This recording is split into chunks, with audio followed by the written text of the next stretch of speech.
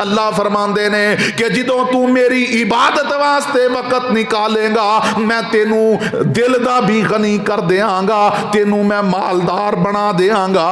वा सुद्दा फकरुक, और मैं तेरे फकर फाके सारे मटा देंगा।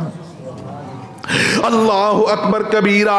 फरमाया व इल्ला तफअल मलातु यदई का शोलन वलन असुद्दा का फकरुक। हदीस के अगले अल्फाज ते गौर करना।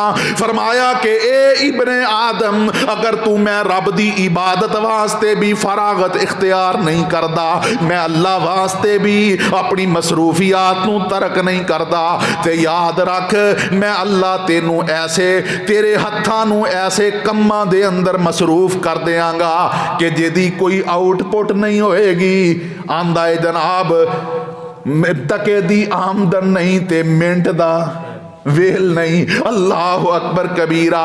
अल्लाह ऐसे कम्मा दे अंदर मसरूफ कर देंगे कि मसरूफियत भी बहुत ज्यादा होएगी ते हाथ पल्ले भी कुछ नहीं आएगा।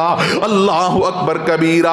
इस वास्ते मेरे वीरो, अगर कोई मेरा दोस्त परेशान है बीमारी दी वजह तो, अगर कोई दोस्त परेशान है रिज़्क दी तंगी दी वजह तो, अगर कोई मेरा भाई इस मजलिस के अंदर परेशान है औलाद दी नाफरमानी दी वजह तो, घर दे अंदर लड़ाई झगड़ियां दी वजह तो, कौम कबीले दी मुखालफत और मुखासमत दी वजह तो मेरे मोहतरम भाइयों, कदे इस तरीके नू इस अमल नू अपना के वेखो। अल्लाह ने जो इबादत फर्ज कीतियां ने वो ते पढ़नियां ही पढ़नियां ने, इहदे नाल नवाफल दा भी एहतमाम करके वेखना।